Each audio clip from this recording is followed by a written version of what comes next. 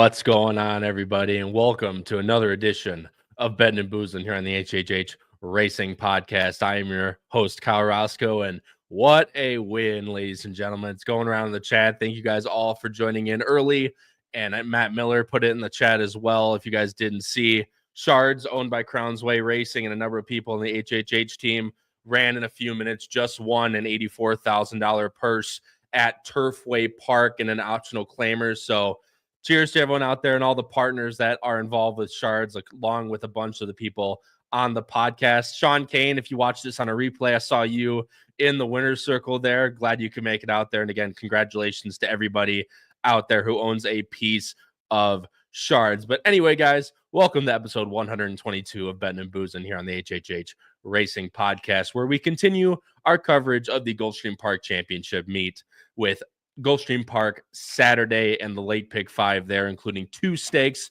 which is headlined by the Grade 3 Hurricane Bertie Stakes. Welcome in, everybody. Thank you guys all so much for joining the show. We greatly appreciate it. As you can see scrolling at the bottom of the screen now, please go down below the video player. If you enjoy the show, please hit the like button and hit the subscribe button. We would greatly appreciate it, because not only is it the best and easiest way to help out our channel for completely free, but it also pushes these videos and others out into the YouTube algorithm to hopefully bring like-minded horse players like yourself over to the HHH Racing Podcast. And of course, for that, we thank you. Scrolling now, you'll see our normal podcast shows for their normal schedule for our podcast every single week. Intermittent Mondays, we'll have one at 8 p.m. Eastern for Horsin Around, and actually probably a show coming up this next week for the NHC, so be on the lookout for that. Tuesdays at 9:30 p.m. Eastern Standard Time with Pacific Horseplayers with Noah and Ryan, with covering a Grade 1 as well at Santa Anita. They covered that, of course, yesterday night. So if you guys have not seen that yet, after you guys watch this podcast, please go and watch theirs. Tonight, Bettin N Boozin, Wednesday, 8 p.m. every single week. And then Thursday, Picks and Ponies with Howard, Pete, and Paul at 8 p.m. Eastern. Tomorrow covering a great Tampa Bay Derby card, so you will not want to miss that if you're playing this weekend. Not only do we have shows here on YouTube and over on X, hello to all our X viewers, we also put every single episode on the HHH Racing Podcast in audio form up on Apple Podcasts, Spotify, and Anchor. So please go rate, review, and subscribe over there if you're more of an audio listener. Of course, Bettin N Boozin Podcast, TikTok, and Instagram. The NHC, I'll be there on Wednesday. If you guys are there, please feel free to DM me on Twitter at APRoscoeK. Would love to meet up with you guys, have a beverage, because it's Vegas, baby. I would love to meet all you guys if you guys are heading out there. I've already connected with a couple of you on Twitter, but again, DM me at APRoscoeK if you guys want to meet up, maybe play some craps and have a beverage. Of course, the HHH Racing Podcast Power Picks are also still live and still doing as great as always. $2.10 ROI, almost 800 picks since February of 2021. Over 4 years now, we've kept a positive ROI, which is actually not even unbelievable from an ROI standpoint, but it's kind of crazy. We've been doing this for 4 years now. Obviously, Howard, the owner of the podcast, is the one that does it, but it's an unbelievable accomplishment. It really is. And if you guys are wanting to learn more, go to patreon.com/HHH Racing Podcast. But you can also view previous editions of the Power Picks before you buy them. Or if you want to learn more about us, you can go view that on our website at HHHRacingPodcast.com. Guys, I will check the chat real quick, and I see a bunch of people congratulating us and Shards. Really, really appreciate that, and thank you guys all for joining in. Katie, of course, was here. Boozin and Not Losin. Katie, thanks so much for joining the show. I showed Matt Miller's comment before. Said, boom, great win. Thanks a lot, my friend. Thanks so much for joining as well. Jim Pillar's, congrats to all involved with Shards. Katie, he is back. Keith, congratulations, my man. Hit the nice exacta 3-6. Look, a win's a win, my friend. There's nothing you can do. Shards at 6-5. He's better than those horses. Let's just be honest. And God, I hope to see him at Keeneland. That would be so cool if we can see him, for those that are going out there for the Grade 1 gamble. Robbie Courtney, let's roll, my friend. Thanks so much for joining the show. James, I don't think I've seen your name before in the chat, James. Thanks so much for joining the show, and thanks for the congratulations. Greatly appreciate it. Paul Conlon, Minnesota Money, and now Shards. Life is good, my friend. And my mom, of course, is here. Thanks so much for joining the show. Greatly appreciate it. And, of course, Colin Quinn. I can't see it there, but nice salute to you as well, my friend. Thanks so much for joining the show as always, guys. We have one person joining us. Patrick will be out for tonight, but it is his girlfriend's birthday. So Mojito Meg, if you are watching this, happy birthday to you, and hope you guys have a great dinner out. But the man that you guys all want when we're covering Gulfstream Park, it is Mr. South Beach himself, Charlie Freeman. Charlie, what's going on, my friend? And there he goes. Wow. That's crazy. He just did completely lagged out as soon as I brought him on screen. That's really unlucky. But either way, guys, Charlie will be with us as long as he gets his internet figured out. But why not? Let's go ahead and cover, guys. Race number 5 is the first race we're going to cover. It's a stakes race just outside of the late pick 5. And as I bring up the Equibase right now, I'll get this rolling so we can take a look. Of course, guys, as we're covering Gulfstream Park on a Wednesday, you guys know the drill by now. We do not have post positions in the PPs, and we do not have morning lines. So apologies to everyone out there, but we will do our best to cover the names of each of the horses and the numbers. And he's back as of right when I bring him on screen, he goes off. Charlie, what's going on, my friend? Yeah, I started to see the Wi-Fi going down and was like, please don't do this right as he brings me on. And right as I start to message you, you bring me on and it goes out. But, you know what, we're good. Just, you know, good to get the hiccup out now. Get it before we start handicapping. Yeah, obviously, you know, but right when I bring you on, it just makes it even more funny, but incredible. It's still great. And Tom Espinoza, Tom, how you doing, my friend? Thanks so much for joining the show, as always. Charlie, as I just started, we were just going to talk about race 5, which is outside the late pick 5, but it is a stakes race.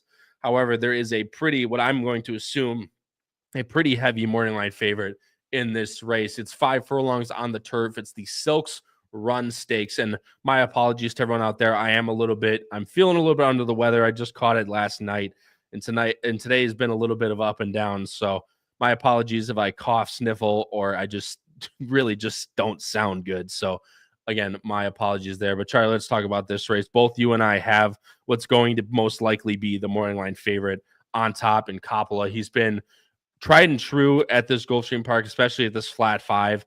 Last time I thought was the time to beat him, if any. And out of the 12 hole going flat 5, it's never easy. And he absolutely blew the doors off that competition last time. Yeah, you know, it was a horse that I had 2 back, and then last time out, everybody was talking about, you know, this was the time to beat him. But I just refused to, you know, alter what I did. I understand, obviously, 2 back, he shot out of a cannon, so that's why there were some concerns. And yet this time comes back, doesn't have quite as, you know, much better of a break than the rest of the field. They set even faster fractions to the quarter and the half, and it doesn't matter. He just can't be stopped. The one thing I will say, I think for the one argument against him, is Super Quest be in this race, because obviously Super Quest has a ton of speed as well and is going to send like hell. The question is just going to be, can Super Quest actually stay there the whole time? Because there's been issues with Super Quest fading, whereas with Coppola has shown, you know, these last 2 times no problem in taking them all the way. I do think Coppola is ultimately the horse to beat. Gets Louis Saez aboard, which obviously is a change from Tyler G, but, you know, I say it, I can't even tell you how many times I've said it before, how if you need any sort of horse on the front or speed, that in my opinion, there's no better jockey to have than Louis Saez. So Coppola, very much so the horse to beat. Still have to respect Super Quest. And then the horse I have to bring up, you just knew I had to, was Reef Runner. Always runs a game effort. He definitely, even if it is a smaller field, will get the setup, because Coppola is obviously going to have to go, and Super Quest has no real choice but to try to make Coppola work. So they're going to push each other the whole way. And if there is enough of a meltdown, I'm not going to say it's impossible for Reef Runner to win, but I do think he is more realistically a horse that you use in your exactas. Yeah, I know. I really did want to put Reef Runner in there as well. I just don't know if there's enough speed for him to just, I know it's a smaller field. There's a bunch of different things that you can say. He always gives his effort, which I completely agree with you. And I was big on him 2 back when he ran behind Coppola, but of course I didn't have him in the Gulfstream Park turf sprint on top, so it was null and void nonetheless. But you did, and you had Reef Runner in exacta, and a horse that I have in second this time, you didn't have anywhere, came flying for second. The Safi trained capture the lion at 35-1. But I just don't know if, again, I just think Reef Runner might be a little too slow. He might run exactly like he ran last time, at least in what I'm seeing right now. He might just absolutely fly. Excuse me. It's obviously not a 10-horse field. He might absolutely fly at the end and just get 4th and lose by a neck to the 3rd place horse. But definitely one you need to include if you're playing this race vertically from an exacta and trifecta standpoint. Reef Runner, I think, is definitely one you need to take into consideration. Super Quest, you already talked about, Charlie. It's not too much to add. Honestly, my hope would be for Coppola. I know Coppola is really fast. I wouldn't mind him letting this is not going to happen. I wouldn't mind letting Super Quest go. He's really his only other competition, especially from a front end standpoint in this race. And if Super Quest is absolutely hell bent to the lead with Amisa El Haramiu, who's honestly one of my favorite front running jockeys down at Gulfstream Park, obviously you know that as well. I wouldn't mind letting him go and kind of just sitting off. Although Coppola is not necessarily one to rate, as you can see from his previous races, all of his best races have been on the lead. So Luis Saez aboard. His one goal in this race is to absolutely send. I just think he might be better right now and definitely the most informed horse on the page right now, but he will be a short price. So might be a little dubious. That's why I went with a little bit of what should be a price underneath. Safi Joseph. Edwin Gonzalez hops aboard this one. Going to be sitting mid-pack. My whole thing, Charlie, was I think Capture the Lion's going to be sitting in front of a horse like Reef Runner. And if he gets first run, I would assume if he can improve off that last effort, he runs ahead of Reef Runner just because he's going to close ahead of him. I think Coppola and Super Quest are still the two best horses in this race. But from a trip standpoint, I just feel like the 6 might sit a little bit closer. Did you take that in consideration at all, or do you think Reef Runner is just a better horse? No, absolutely. I mean, we don't give top 4, but if I did, I would have had this one right after. I absolutely think could finish ahead. I just thought visually when I've seen the replays, beat Reef Runner by a quarter of a length. Reef Runner was flying and just missed. And also, quite honestly, I have a feeling that Reef Runner in this one might sit a little bit closer. Obviously, I don't think by any means he's going to be anywhere near the lead, but I think it's a lot harder to sit closer when you're a closer in a bigger field because you don't want to get caught in all that traffic and closed off, especially knowing that your horse is going to have that late kick. But I think, especially because, again, I've watched him countless times because he runs in these Gulfstream sprints pretty much only. And when he's in these smaller fields, he tends to sit a little bit closer just because you don't have to worry about traffic as much and getting, stuck when you need to swing wide or get space. I think that's the other thing that could also help him is in the past, he's kind of had to deal with traffic issues in those bigger fields. But yeah, I certainly think this is really just which of Coppola or Super Quest gets all the way. And then if one of them tires out, does, your 6 or my 4 get up for second? Yeah, and you can see that right here to Charlie's point. You see 7 horses, he's in the 5th spot, 2 lengths off the lead. And in a 6-horse race on the Tapeta, he's only 2.5 back. So, Charlie, your point is well taken. Just a matter of, again, will the 6 be in front of a horse like the 4? I think Reef Runner might be a little more classy at this point, but if the 6 can take a big step up second time for Safi in this race, I just thought he could be interesting at what I assume is going to be a bigger price than the 4. But guys, we'll move on to late pick 5. I'm going 165. Charlie's going 145 in this race. That's a good point, Tom. I want to pull this up before we move on. You said heard on another pod, racing manager for Coppola might try and do a straight 6 furlong race at Dubai. Might be a really good point just because he is so fast. But then we'll have to keep an eye on this race for Saturday to see if he even runs in this race. Tom, thanks so much for bringing that up, man. Greatly appreciate it. CB, I believe that's Charles B, if I'm not mistaken. Charles, thanks so much for joining, man. Shards, absolutely. Thanks so much for the congrats and joining the show. Greatly appreciate it. Guys, we'll move on to race number 7 here. That is the start of the late pick 5 on Saturday. It's an allowance optional 25,000 going a mile on the dirt. Only draws a field of 6 into this race, but as I bring our picks up right now, so I'm going with a horse Charlie doesn't have anywhere, and I actually really like this horse in this race. So I'm really interested to hear why Charlie does not like this horse I have on top. I'm going with the number 1, Cruz de Catalina, for Junior Alvarado and Riley Mott, the New York bred. Charlie's going with the number 6, Silver Moonlight, Edgard Zayas and Safi Joseph, who I don't have anywhere either. So we're both going for a horse that neither of us have anywhere. So I'll be very interested. Charlie, of course, I'll let you go first. I'm going to bring up the time form pace scenario. What'd you like most about the number 6 in this race, Silver Moonlight? Yeah, I just think Silver Moonlight, in terms of talent and figures, personally, to me, I think you could make an argument is up there for the best in the field. Obviously, the big concern with her naturally is that she wasn't anything special on the dirt. And then Safi decided to bring her over to the turf where she showed a lot more promise, broke the maiden, had back-to-back 80 Beyer tops, and, won 3 in a row, including, 2 of them winning going away, which sort of made him probably think that this is where she was meant to be, is on the turf. Now going back to the dirt, but, had a good work on the dirt last time, 48-3.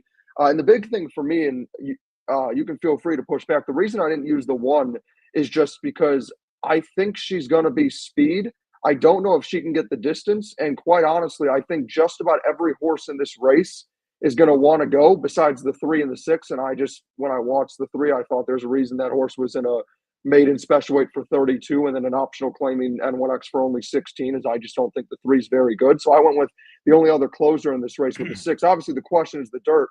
But I'm curious what you have to say about the 1, just because I see a lot of horses that want to go in this race. I honestly don't think the 1 needs to go in this race. Personally, even though she's been on or near the lead, she's shown the ability to at least sit off. Because I thought it was, I believe, was it this one or one later in the day? Either way, she's been outside of horses. She's never been to the inside, which I guess is going to be my main concern in this race. But she's had the ability to sit off, a length. Obviously it's not much, but she's shown the ability to relax, not be a straight only have to go type, and still the ability to run down the lane. She ran at 7. She ran a very nice race. Granted, it was New York State bred company, but she was, by the notes, she was geared down in that race coming from home, as you can see here. She likes to be to the outside. I would perfectly love to see, someone like the 3 or the 3 go, the 4 go, and just have her sit a pocket. Maybe she can even come outside and run in that regard, but I don't think she necessarily needs to lead in that race, which is why I went with the 1 in here. I also thought, obviously, Junior Alvarado, number 1 rider for Bill Mott, has ridden this one all 5 times, but also Big Pond is in this race that Junior's ridden ever since Bill Mott took over the training in here. And he chooses the 1 over Big Pond, which I believe Big Pond's probably going to be the favorite in this race. And he's going to be coming from the back, but if the 1 sits a pocket trip, Charlie, the 1's going to get a jump on a horse like this that even in the Bill Mott barn hasn't shown what she showed, when she was in the Tim Yakteen barn, just placing in a grade 1 by a nose, then having the confidence to run her in the Madison with Pratt aboard with Alvastar and Vava in that race. I just feel like a lot of things are pointing to the 1 to say this is the time to go. It's second off a little bit of a 3-month-ish layoff. She'll have 45 days or so into here, should be ready to go, and those workouts are pointing me towards her. That's kind of my opinion. Did you see her rating at all, or do you think she was do you think she's just a speed type? Yeah, I think it's tough because I remember in that race last time out that a lot of the debate was Our Disaster, who was a horse that was actually one of my best bets that I gave out, or this horse Cruz de Catalina, who was kind of, taking some interest and was a bit of a wild card, being that, this was a New York horse, had been on a layoff. What were we going to see? And they tried to rate her last time and sit off, some reasonable fractions, and she just really never got out of first gear and got going. So for me, I know it is second time off the layoff. The works are forward. I do agree that it is interesting that Junior chose to stay on this one and not go over to the 5 who we both have underneath. I certainly think there are some things to like. I just think you're going to get a short price, and there's some questions I have.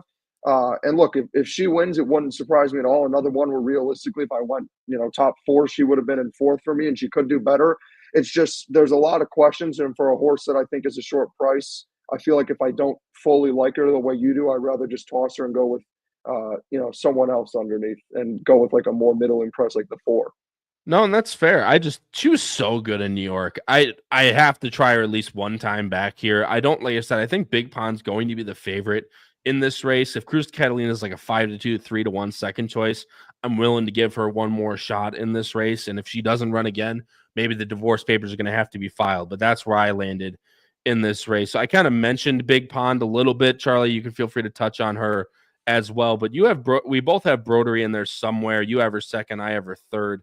last race under Dylan Davis was very good. Obviously now Dylan Davis, I believe, is back in New York, so Paco takes the board here, especially with a lot of the riders like Tyler Gaffalione, Irad. They're all over in Tampa Bay on the other side of the state, running in Tampa Bay Derby Day. So obviously Paco, 22% is not a bad rider to pick up here in the spot. No, not at all. And I think she's really interesting, mainly because I keyed in on some of the efforts in New York. You see that they tried to run her at a mile, and you look at the effort two back when it was at a mile, and ran a nice second, was able to sit off the pace, and I kind of just felt if she could work out a trip like that or the one she had last time, where she sort of just sits a few lengths off this hot pace, that she could run big. I know obviously the most recent effort of a mile was terrible, but also ran against Ways and Means, and I don't think we're seeing a Ways and Means in this race. It would be 1 to 100. And then has come back off that layoff in October. Clearly needed one in that R disaster race. And again, I think that's why you could have a fair argument with your one, because was in that race too, didn't do any running, and then came back second time off the layoff and was much improved and got back to her figures. And I just think she could end up being one who just trips out. I think some of her numbers are inconsistent, so there's certainly some question marks, and same with the 2 for 10 lifetime. That being said, she is 4 for 5 at Gulfstream, so she does like it here. And I think she's one thing I do like about her is you don't have to wonder if she can get the distance, because we've seen her run at the mile before. Yeah, and she's run well. Obviously, you can argue the Ways and Means, like you said, but the race before that was pretty good against more of her own competition in that race. So I agree with Brodery. I think she's very interesting. Going to be another one that's going to want to be a little bit closer, but definitely has the ability to stalk more than others. Big Pond's the last one I want to mention just briefly. I think based on those figures back when she was Chimyak Teen Train, she might be maybe the one's going to be the favorite. And if the one's going to be the favorite, I'll talk about it in my my best bets. But man, if she's favorited, I don't want her at like 2 to 1, 7 to 5, something ridiculous like that. I think 3 to 1 is a fair price on her to take a shot to see if she can get back to those New York races, second time off a little bit of a layoff. But she's favored. I don't want really any part of her, at least from a vertical end. But Big Pond, blinkers on here. Bill Mott tries to put her back on the blinkers. Tried to take him off last time, got a little too relaxed. So going to put him back on and see if she can run back to her winning ways. But of course, we will see. I think Big Pond's a major player, and you definitely need to include her if you're playing horizontals. I'm going 1-5-4. Charlie's going 6-4-5 in the first leg of the late pick 5 on Saturday. Charlie, let's move on to race number 8. It's allowance optional 75, going a mile on the 16th on the turf. And as I bring up the Equibase, get into a little bit bigger field here, my friend, going field of 10 in this race. And there's a lot of different favorite ways you can go for favoritism. I think it's going to be the number 6 in this race, Rare Art, for Johnny V and Tony Dutrow in this race. I'll bring up our picks right now. Charlie, you are going with that number 6. I'm actually going with the number 2, Origami, second time in the States. So Charlie, I'll bring it up to you, of course. First, I'll show the time form US pace projector, and what did you like most about the number 6, Rare Art? Yeah, Rare Art is very clearly the class of the field and the best horse in this field. I think the big concern naturally that people are going to have, which is fair, is Gulfstream has been absurdly speed favoring even for their standards lately. And for a horse who is going to be off the pace, it's going to be a question. That being said, I did like that last time. Dylan Davis did a great job, making sure to have her within 3 lengths before they even getting ready to turn for home. I know she ended up losing to a nice horse, an Opulent Restraint by a nose, but you can see in the past she was like 5, 6, 7, 8 lengths off the lead, getting ready to turn from home in the past. And I think obviously with the way Gulfstream's playing now, there's no way that she's going to be able to get the job done if she's that far off. I think she can sit forward. She was in a grade 2 and lost to some nice horses like Scythian, Virgin Colado. I'm a big fan of Coretto. Again, Opulent Restraint last time out, gets Lasix as well. I just think she completely outclasses this field. And as long as Johnny V keeps her within striking range, she's going to be very tough in this spot. And I think the only benefit you could argue to trying to beat her is the little bit of a layoff. That being said, I'm curious what you have to say about the 2, because the one thing I had written down in my notes for this race was I personally just wrote wild card, and that was the one horse who I thought could be a little interesting, where there's question marks in a good way, whereas I feel like a lot of these others we've seen enough where personally I just don't think they have enough where I'd say they could beat the 6. But the 2, I think, is the wild card who you never know. Yeah, and obviously Rare Art, that last race, at the listed stake at Actwick was very good. Gotten a little bit of time off, but has been training down at Palm Beach, which is something that I'd like to see. She's been down there for a long time, getting acclimated. So Tony Dutro's kind of really always had this type of spot in mind for her, just a matter of when she was ready. So I completely agree with you, Charlie, on that one. Number 2, Origami, Charlie. I'll tell you what, man, that race at Del Mar I thought was really good. There is one thing to mention, though, is that she did try to come back a month after and was a vet scratch. So that's one thing that I feel like has to be said, that, obviously something might have gone wrong, but she's been training it down at Palm Meadows and been down there, obviously, for a long time, has been training. You could see she vet scratched on the 10th, but was still right back to working on January 17th. She had a serious work, by the way. Yep, and I'll get to that in a second. So she's been working pretty consistently. Obviously missed a couple works in here, but has been working 3 straight weeks and been working lights out, especially as Charlie just mentioned on 23rd of February, 57-2 going 5 furlongs at the turf, which obviously Palm Meadows is super fast, but that is a very serious workout. In the mile at Del Mar, guys, I mean, this is a very serious race. You have Scipio, who came back to win next time out with a 76 buyer and then came back to win down the hill in the Baffle with Flavian Pratibor getting an 84. Clock Tower came back to run on the dirt in the Robert B. Lewis, a little bit of the DFS or OFS, excuse me, the Oaks Fever Syndrome getting in there. But either way, she's still a very nice runner. And Laszlo came back to win at a mile in Santa Anita as well. So lots of next out winners, lots of live horses coming out of that last race. Again, the vet scratch is something to note, but her workouts completely kind of void that concern for me. And a horse that's going to be somewhere around the middling prices, you get Castellano aboard. I'm not usually the big, and a lot of people know this on the shows we've covered, I'm not the biggest Jack Sisterson guy, but when he has them ready, he has them ready. So I'm really excited to see how Origami, and if Origami's taking a lot of money, then, I might just take, and Cruz Catalina goes off of the favorite, might just take a little, the money and just switch it, just switch the races. There's nothing wrong with that.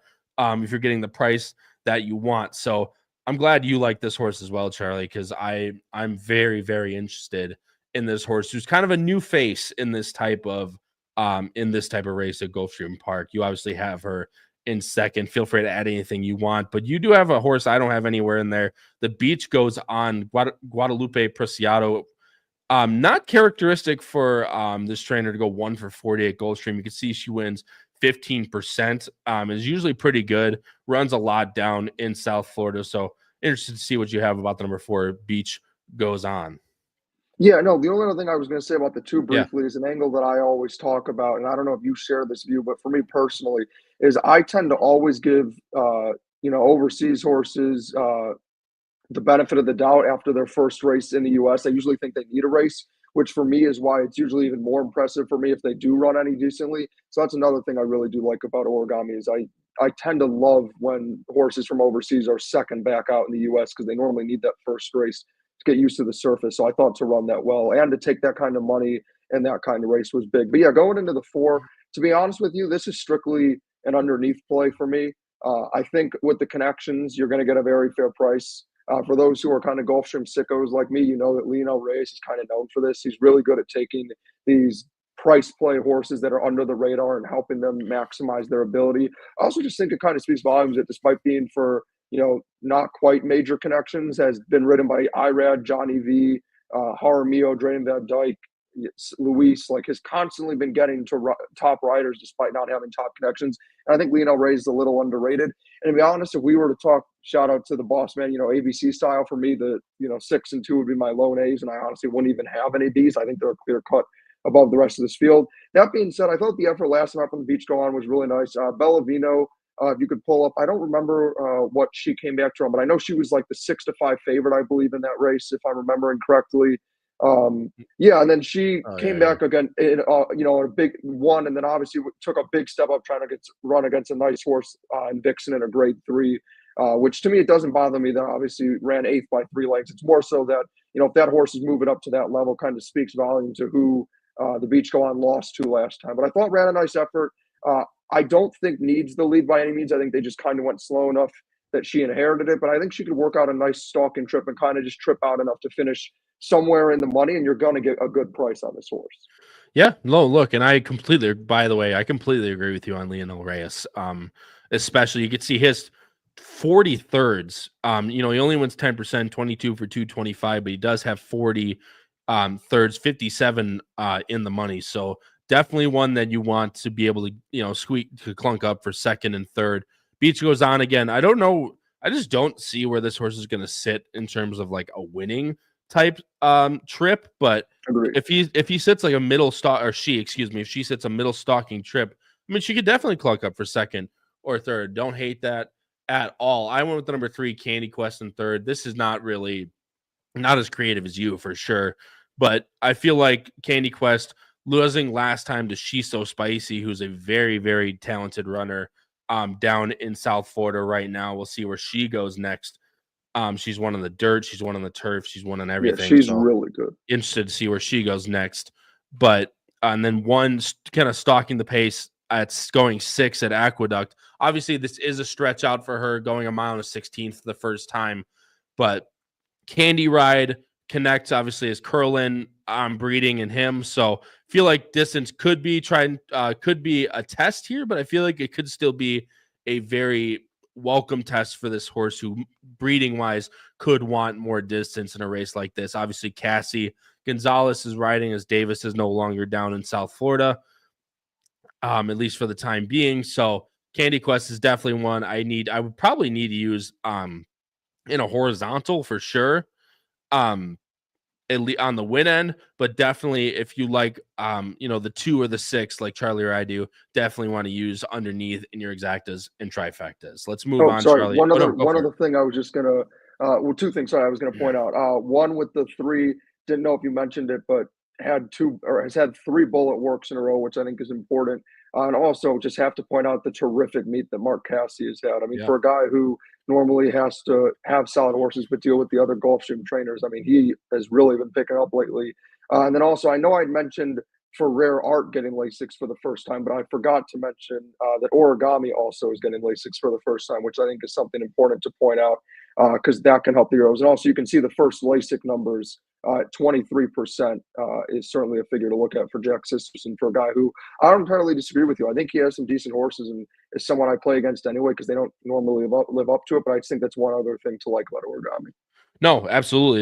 And you guys have talked about this multiple times on the show. I don't necessarily look at Lasix that much, so it's very nice that you point that out for me, Charlie. Greatly appreciate it. I'm going 2-3-6 in race 8. Charlie's going 6-2-4. Guys, we'll move on to race number 9 here on Saturday. It's allowance optional 20,000 going 7 furlongs for fillies and mares, 4-year-old and up. I turn to the Equibase right now. One of my favorite guys is going to be tough in this race to kind of pinpoint the number 3 Timely Reward. It's also for Florida breds. Excuse me. Forgot to mention that state bred race. Timely Reward, Emirates Affair, Amy the Butcher, and number 1 Defended on the inside. I will bring up the picks right now. Charlie's going with number 6, Singing Sandra, which is actually a one that I don't have anywhere. So interested to see what he likes about that one. I'm going with the number 1 Defended on the inside. Lionel Reyes aboard as we just finished singing his praises. Charlie, what'd you like most about, as I bring up the time for him, what'd you like most about number 6 in race 9? Yeah, well, for sure, I'm really happy that you like the 1 because I was torn. I just put the 8 in second because I feel like that horse is a really safe bet to finish in the money, but I was torn between putting the 1 and 6 on top. I got to be honest, this is the leg that's going to be tough. Like, this is the leg where when you're playing the late pick 5 and you see it, you're like, you take a big sigh and you're wishing this leg wasn't in it because this is a tough field with some really unpredictable horses. Ultimately, the reason I ended up landing on this one, I like the confidence that was shown, for smaller connections to be running and claiming for 8,000 and then move this one up into, an optional claiming 20. And despite being almost 14-1 running second, obviously by 7 lengths, but still ran a respectable second. And I was just looking for upside in this race. I feel like this is a really tough race to know who you can trust. You obviously have the 8 horse who I think will probably end up being your morning line favorite, but she's 7 now. Obviously 2 back ran huge, but then had a major regression the race after and really had no excuses as for why. Also, hasn't had any work since November, and before that was July. So not really one they're consistently working. Kind of seems like one that's trending towards retirement. So one I'd use defensively, but I don't love. Landed on the 6 because, again, I like that she is only 4.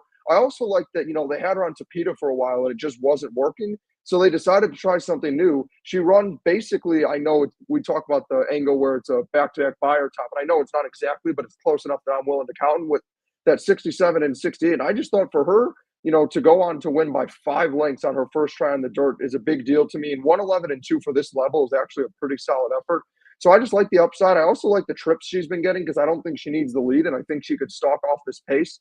And I know you're going to get a square price. And to me, in a race where I don't think you can trust anybody at all, I think this is the kind of race where you pick a horse that you're going to get a big price on and just sort of hope and see what happens. Because I think you'd agree. I don't think there's anybody you can truly trust here. Oh, you're on mute. Sorry, that it's going to happen, guys. I'm going to apologize because I'm blowing my nose over here. I'm doing it all. So my apologies for being on mute there, but because I'm sure you guys would rather me be on mute than hear that. But no, I don't disagree with you. I actually thought the time form was a little bit weird in this race. I don't think the one's going to be on the lead in this race. I don't either. I think the one's probably going to sit pocket would be fantastic. And obviously I'll talk about why in a second, but the 3 and the 5 are pretty quick up front. And the 6 that you just mentioned is pretty quick as well. Up front, you have the 3 Timely Reward, which I have in 3rd, and the number 5 Cajun Fantasy, who's been quick. But number 16, Sandra, obviously at an 8,000 level, but still went to the lead, been the lead before that many, many times. So I think I don't hate it, especially if she can sit somewhere like near the 1, even if it's just for 2nd or 3rd at what's going to be a pretty decent price. I don't see why Singing Sandra can't be somewhere in the money. I went with the number 1 Defended in this race. Oscar Gonzalez is a South Florida trainer. Lionel Reyes hops aboard. He's been aboard the last 5 times. 3 of those being wins, all 5 of those being in the money. Again, 3 of them at the claiming level, out of those conditions. Tried putting her up into an optional claiming 16K, where she didn't have to be in for a tag this time, which again shows a little bit of confidence, and absolutely ran off the screen. Granted, it might not be the best field, but also the thing that I like in that race where she was inside and then she was outside in that race, and I'll show the next out buyer figures. Major Price came back to run a 72, an optional 35, granted a 51, but behind a really nice horse in Royal Poppy. Founders Day also came back to win out of that race, granted $10,000 claiming level on the Tapeta, but a winner nonetheless next time out. And even horses that finished down at 5th, even, kind of held their buyer for this type of level. So I think there's a lot of decent horses that he's come out, and I feel like she's the most informed horse out of the entire field right now. Lionel Reyes knows exactly how to pilot her, and I don't think she needs the lead by any means. But if they're going to give her the lead, she's going to take it from you, and you better be ready to take it from her because she's very, very brave on the lead as well. Defended is just one of those horses that always runs her race, is completely in form. I'm hoping you're going to get somewhere in that 5-2, 3-1 price on her, and I feel like that might be a good enough price to take a shot on a horse who's supremely in form for a smaller barn, might I add. Charlie, you kind of mentioned a little bit. No, go for it. Go ahead. No, yeah, I was going to say, just to add on, because I think you said a lot of great stuff. I really think, honestly, my 6 and your 1, I think this is why I got torn, are very similar style horses. Yeah. Like, I thought for sure when I was looking at the visualized price too, I have a feeling if they do go, right, if this 3 and 5 do send, I could very well see the 1 and 6 sit right off them. And I just don't think the 3 or 5 are good enough to wire this field. And I think if they don't get on with it, I think either or both of our horses could go to the lead and set reasonable fractions and then battle it out. And I completely agree with you. I think if you look at the last 2 efforts of Defended, you see 2-back was sitting 4th, well off the pace, went by, and then was able to win going away. And then last time, like you said, they just kind of let her decide if she wanted to take the lead. She didn't. She won going away. And I think another thing I like about horses like that for the 1 and 6 is that kind of style makes me feel that I can put more trust in them to get this extra distance, and that they can be versatile, and that you can see, and both of them have won going away. So no, I completely agree. And then moving into the 8, obviously one of the major logicals in for the tag. She is 7. Big question mark. Was a horse that they were stretching out for a while, building up from 7 to a mile and 70 to a mile and a 16th on the Tapeta. Then after that, ran against a nice horse in Ashima and Rachel Song in parallel. Who are next relative, obviously, to this level. Then came back, was 16-1 and shocked the field at 7 years old and, one going away and looked really impressive. And then came back last time, same level, no issues when I watched the replay, no real excuses, and didn't do any running. And for me, what kind of sticks out to me, I get that it was a slight step up in class, but the fact that she went off at 21-1 after winning last time kind of tells me that the public thought that might have just been a one-buyer wonder at this stage of her career, and that's kind of how I feel now too. Yep. She could absolutely run back. I just see so many concerns and red flags for this one. And that people anyway in these low-level races are going to see that 75 and that win over, Timely Reward, who's going to take money and bet this horse anyway.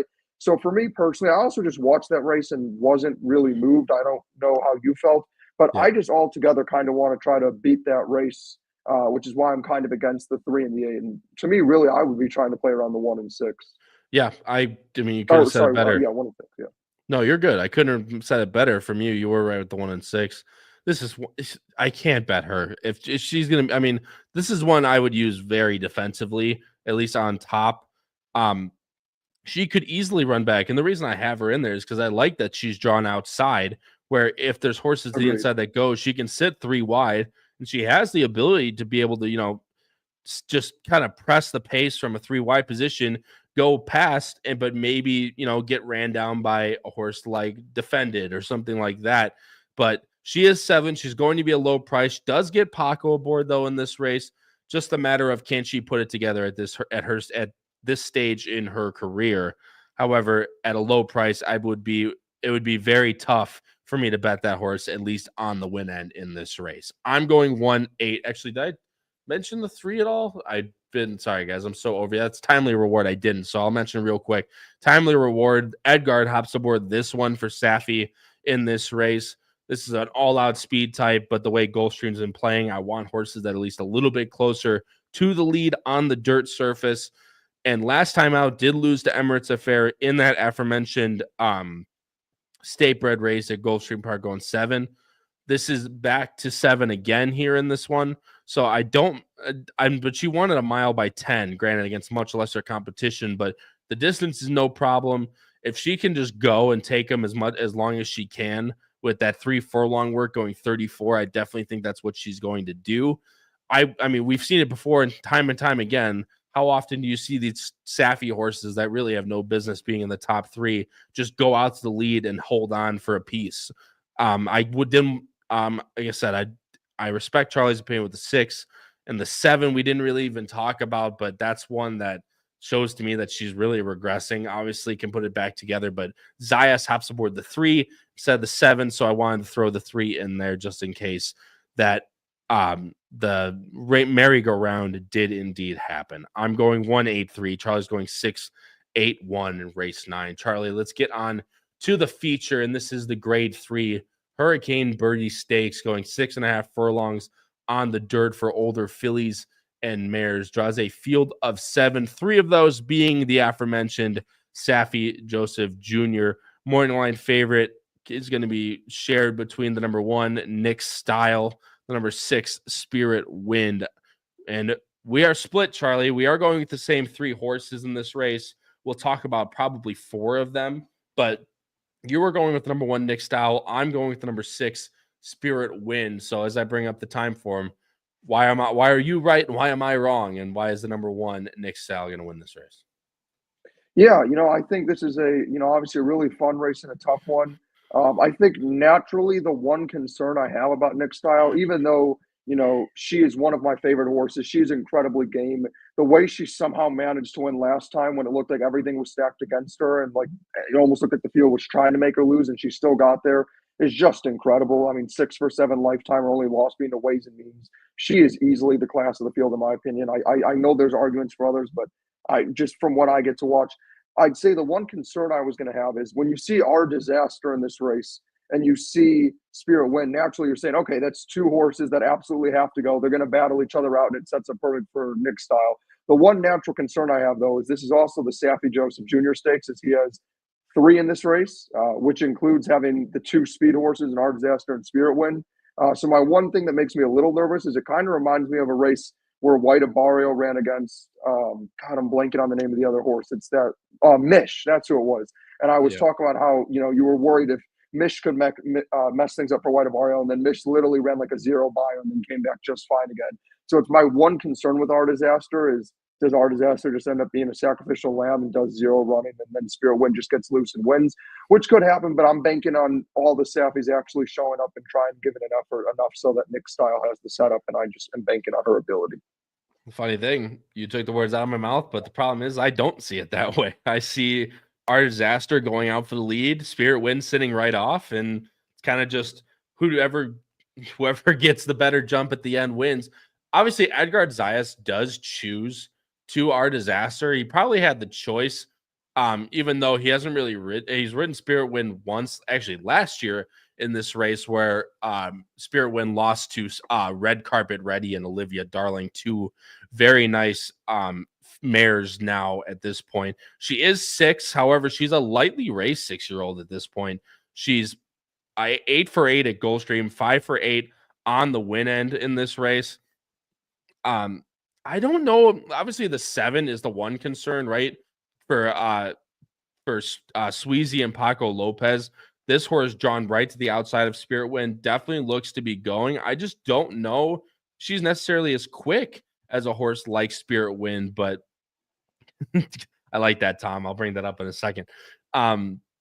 Maybe Spirit Wind's just not as good as she used to be in her career, but I just see Our Disaster going out there, Spirit Wind sitting right off of her.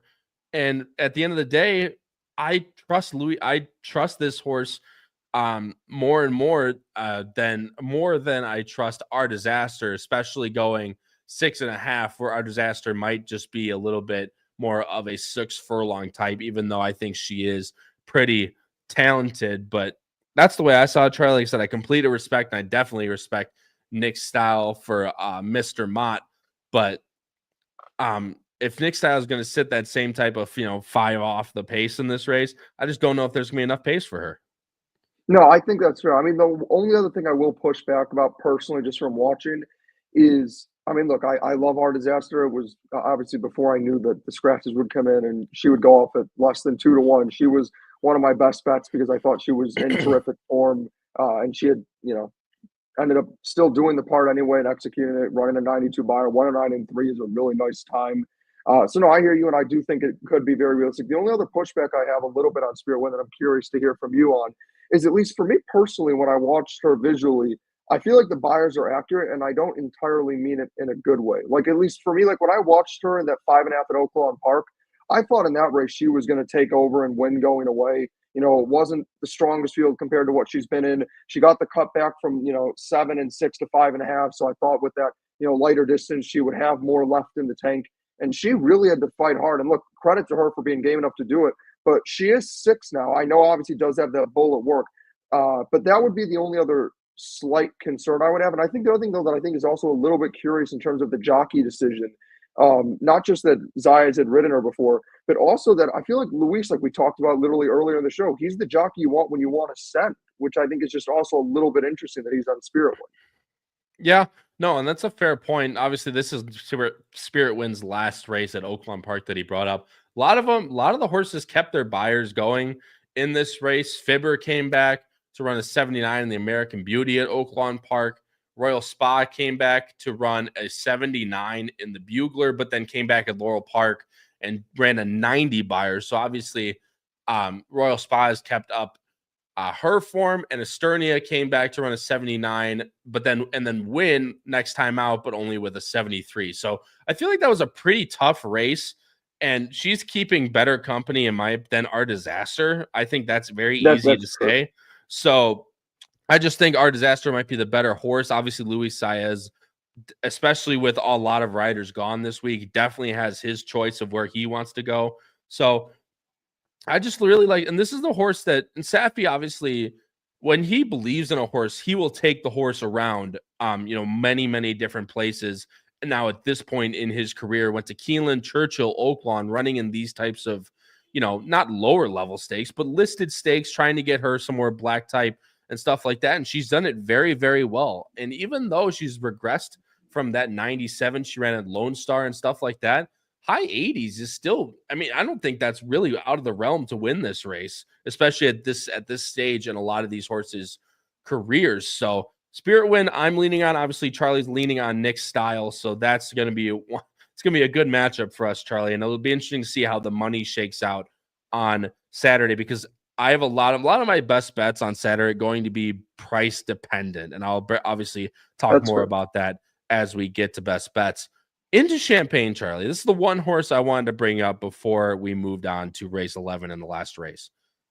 One, where the hell has this horse been? This was one that was actually talked about a little bit. Obviously went off at 30-1, but was a kind of a sneaky type of horse in the Kentucky Oaks and just did absolutely no running. This horse has been off for 10 months now, and now shows back up into this spot, which obviously she's working very well down at Palm Meadows, and Ian Wilkes is not really like a bullet fast guy.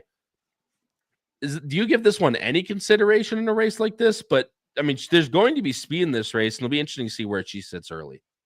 For me, it would be the board, to be honest with you. There is going to be the setup for her, but for me, if she's taking serious money, and I'm not saying like whatever her morning line is, because I think naturally she'll be lower than either of us would take because of just seeing that she's been in, the Oaks and other graded stakes. But if she starts seriously taking money against proven horses like Spirit Wind, and at least more importantly, in my opinion, the one horse Nick style, then that would be something to catch my attention. My two big concerns, though, which I'm sure you'd agree with me on, the layoff, and quite honestly, I'm just a little concerned this is too sharp for her. I know she's run shorter at the beginning of her career, but quite honestly, again, for somebody who knows Gulfstream well, like 1:11:58 is not a great time for 6 furlongs. I get that it shows it was fast because they did go a little fast early, but then they kind of eased it back up, getting to nearly 46, to the half, and obviously was a low-level stakes race at 100K. And then, came back and ran some decent efforts. But, I just think between the layoff and the distance concerns, for me, this is just one that I would, personally play against. That being said, again, for me, it's mainly going to be the money with her. If she gets hammered, it's something where I'd immediately, especially in horizontals, be like, okay, now that's a must use. Yeah, like even if you don't use her in horizontals originally, and all of a sudden she's getting pounded, and that's something you play, like not a hedge bet necessarily. You play a supplemental bet to your pick 5 or your pick 4, using her into a horse maybe in this last race we'll talk about, which is not easy either. And Noah brings up a really good point. Thank you. I wanted to mention this. I didn't get to. In that February 22nd work where she was 2 of 13, she worked with Burnham Square, obviously a horse very well and truly on the Derby trail. And you could argue that she outworked him. Obviously, Burnham Square being a younger horse, Into Champagne being 4, but of course being a filly. Lots of different dynamics in that workout, but it's definitely something to look at. So Noah, thanks so much for bringing that up. Greatly appreciate it. In the featured Grade 3 Hurricane Bertie Stakes, I'm going 6-1-4 with the number 6 Spirit Wind on top. Charlie's going 1-6-4 with the number 1 Nick's Style on top. And we'll see how we land, of course, after Saturday with a good old match race between the two of us. And we're both wrong, then whatever, so be it. I don't know what's going to happen. But either way, the sequence on Saturday ends with an optional claimer, 35,000 for 3-year-olds only, going 1 mile and 16th on the turf. And this is a very, very tough race. A full field of 12 with one also eligible all the way to the outside. Charlie, I mentioned that it was tough. Is it really tough? Because we both landed on the same horse, the New York bred, the number 5, I'm Due, Paco Lopez for Ken Sweezy. And I'll tell you what, man, if Paco has a good day, I'm definitely going to have a good day on Saturday. Charlie, I'll throw it to you, of course, in here as I bring up the time form. This is a horse last time that I thought ran a really good one and might just sit the best trip of them all. Yeah, not my favorite jockey to be rooting for, but we move. We move past that. You got to pick the horse. You pick the horse, not the jockey in this case. Look, I'm Due gets blinkers on, which I actually really like. Sweezy's an underrated trainer who's had a really solid meet, especially at Gulfstream. Is working solidly, and honestly, we covered this race on February 8th, and I had I'm Due on top. I talked extensively about how impressive I thought that maiden breaking victory was. I thought the horse ran a really solid effort, and just unfortunately wasn't the best horse on that day, and sort of sat a little bit closer than maybe I was hoping. Not after the quarter, but once I saw they started to pick it up a little bit at the half, I was kind of wishing he'd sit a little farther back. But I actually don't mind it this time with the blinkers, because I think if they just choose to be a little more forward, then that's fine. I thought the ride from Ruiz was fine and just didn't have quite enough in the tank. Win with Faith also just quite honestly flew from the clouds. Yeah. But I honestly, when I looked, I think even though it's not some amazing race, I do think out of all the horses in this field, that race was the best one any of these have come out of. And that's kind of how I landed on the 5 and 7 as my top two, is those were the two horses that finished the best in that race. I just think I'm Due is going to have the jump on Dual Income, and I get last time Dual Income got there and time it went by. But with how this track is playing, especially, I just would much rather have I'm Due in the spot. I will briefly touch on Dual Income, and then I'll let you go into your 5 and 6.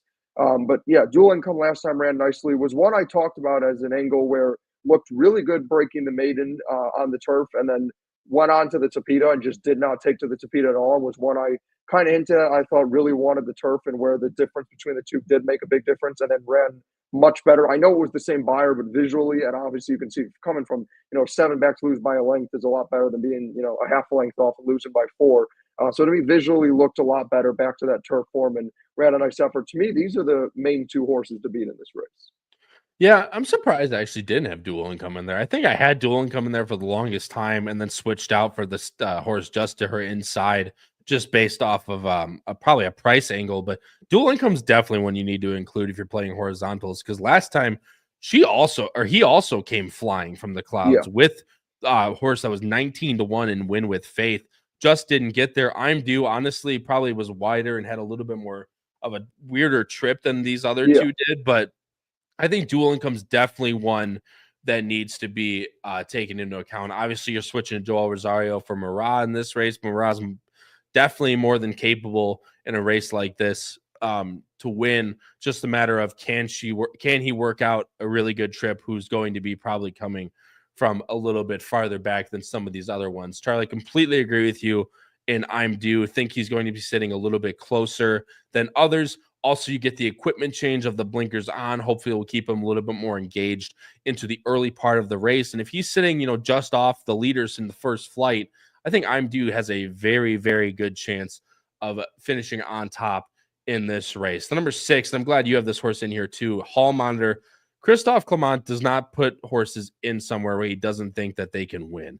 And obviously, it's never a great sign when you see a horse first time out in for the claim at 32,000. For a homebred necessarily for 32,000, but I thought he ran great last time out. And granted, it is at Tampa at the main claiming level, but 64 fits completely in with everybody else in this race. So, maybe he will be a little bit farther back. Maybe we'll see a new side of him second time out. And Charlie, we talk about it a lot in the show. Second time out is the chance to take that next step forward, that big step forward. Yeah, no, I'm very interested. To be honest with you, and I think you kind of hinted at it, and you can push back if you disagree, but I feel like this is one that's really tough to judge because, for a trainer as good as Christophe Clement, you don't normally see him throw debut horses in maiden claimings, right? Because normally they have big expectations, and I'm not saying they win outright, on debut, but, nonetheless, you don't normally associate Clement with, oh, let's put that horse in a maiden claiming. That being said, I thought the effort was still impressive to win going away. Probably naturally got bet down to favoritism between the duo of having Sammy Camacho, who's fantastic at Tampa, and Clement as the trainer. Again, for the same reasons I was talking about why it'd be concerning, you could also argue that's why people would sort of blindly bet this horse is, well, why is Clement have a maiden claimer in there? But yeah, I thought ran solid. I think has tons of upside to take a step forward.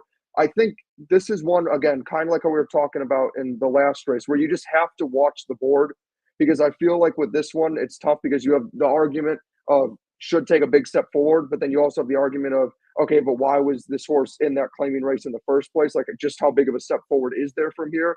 But absolutely in horizontals. Again, I said 5 and 6 are the two to be, which I stand by. They'd be like my 2 A's, but this would be my lone B. And based off of the board, would maybe even move up to an A, because I do think there's a ton of upside still, or could be at least. I don't disagree with you by any means. Obviously, maybe he surprised him in that last race. Obviously, the positive here, Charlie, is that he's not in for the claim here. So they're maybe they saw something that they didn't see in training last time out. So if he runs back, especially, they want to keep him. Junior hops aboard. I would say, absolutely great there. So have no complaints with Hall Monitor at all. And guys, I might switch out the 3 for the 7. We'll see. I went with Big Boy Jack in third, just completely off of that last race. I think there was a lot more speed last time in this race than there was this time in this race. The 12 all the way from the outside Shout out Buchero. Give me any more time I can talk about shards. I will love to, and obviously I have a soft spot for Bucheros in my heart. This is one that's definitely fast out of the gate, running at flat 5. So going to take a stretch out here. So will be very fast out of the gate. But even if the 12 clears, the 3 can sit right off and maybe even sit in there for a piece. Going to be tough. And again, I might switch out for the 7 because I don't necessarily. Definitely not on the win end like either of the speed horses in this race, but I think at least the way the track's been playing, you need to consider in your vertical plays of exactas and trifectas a horse like Big Boy Jack. Thank you guys all for watching, by the way. Greatly appreciate if you guys are enjoying the show. Smash the like button. We are going to get right into best bets here, but wanted to bring up a quick comment real quick. Our Stephanie said, no HHH Racing Podcast love for Tampa on Saturday. I said at the beginning of the show, and I'll touch on it before we sign off. Tampa Bay will be covered tomorrow at 8 p.m. Eastern on Picks and Ponies with Howard, Pete, and Paul for Tampa Bay Derby Day. So be sure to tune in for that. But guys, and of course, wanted to bring up a good friend, Matt Miller, said, I went Kyle style and made my irresponsible bet of the day at Turfway. And if anyone bet that, you can blame him for the late odds changes. But also, dude, I can't do it when I'm sick, man. But shout out to Razor. Oh, well, I'll say it for him. Shout out to Razor Sharp for the support. We will now go back to best bets. Crashed my internet again. That's 2 in a row, guys. I'm very, very sorry. But either way, shout out to Razor Sharp Picks, man. Thanks so much for joining the show. Good luck this weekend to you as well. He does a great job every single day live streaming. So if you guys haven't checked him out, go ahead and do that. Fantastic guy and even a better show. So guys, let's move on to best bets here. But again, like I was saying, you guys are enjoying the show, please like and subscribe. We'd greatly appreciate it. Charlie, going to your best bets first. Race number 7. And as we talked about, we're a little bit different today. I know we're usually pretty you and I are usually the two similar. It's usually Pat that's different. Yeah, but we are different, and you'll see it in these best bets. You're going with a double starting race number 7 with the 6 Silver Moonlight that we talked about in the first leg of the late pick 5, and singling Rare Art in race number 8. And then in race number 10, the Hurricane Bertie, singling Nick Style and going 2 deep in the race we just talked about with I'm Due and Dual Income. Yeah, so I mean, starting with the 6, obviously in the first leg of the pick 5, I talked a little bit. I think there's a lot of questions in that race, but I think you'll get a fair price. It's Safi at Zayas, it's C2 Racing Stable.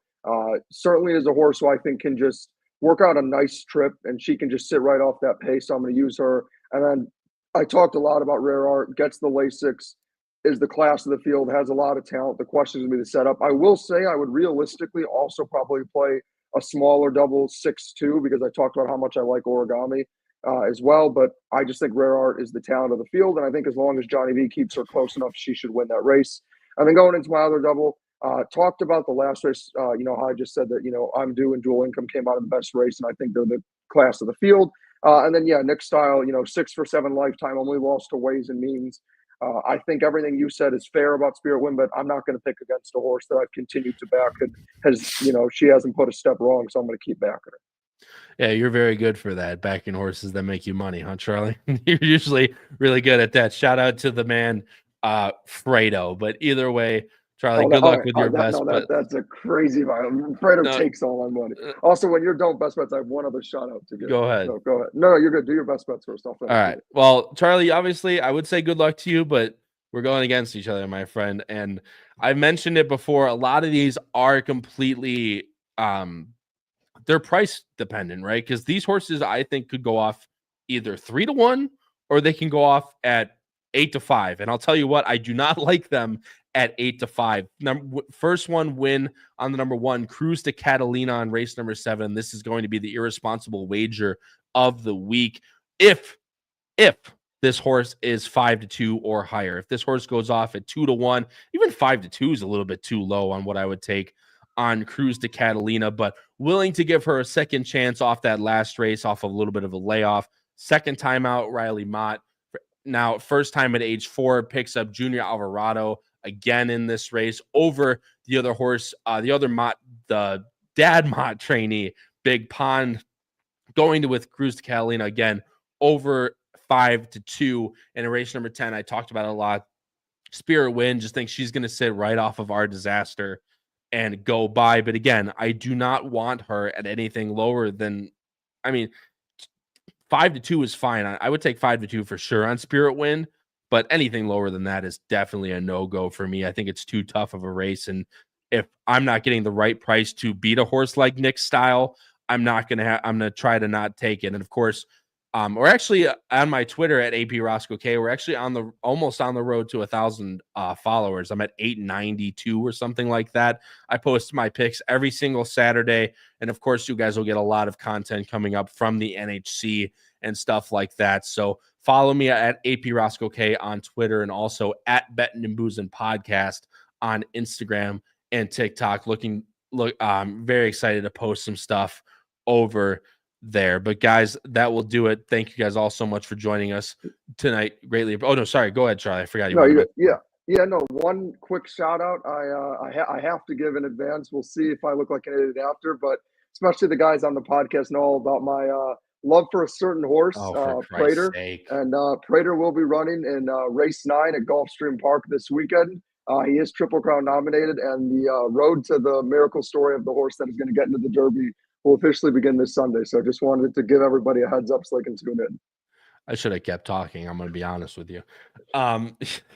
It's a horse Charlie's talked about it ages and hasn't run in 8 months. Hasn't run since beating Sovereignty in September. Yeah, well, I'll tell you what, man. I mean, beating Sovereignty, you see where Sovereignty is now. So we'll see, obviously, when we get there. But Charlie hasn't shut up about that horse in the past 4 months. So now that he's running, he's been talking about it. So got to give him his time, of course. But guys, thank you guys all so much for watching. We greatly appreciate all the support. Again, if you guys enjoyed the show, please hit the like button, hit the subscribe button, go watch Pacific Horseplayers from last night covering Santa Anita Saturday, and of course, watch tomorrow's episode of Picks and Ponies here on the HHH Racing Podcast covering Tampa Bay Derby Day on the road to the Kentucky Derby. And for my co-host, Charlie Freeman, this has been your host, Kyle Roscoe, in episode 122 of Bettin N Boozin covering Gulfstream Park Saturday. And until next time, everybody, crush those bets, win those photos, and stay safe, everyone. We'll see you in the next one.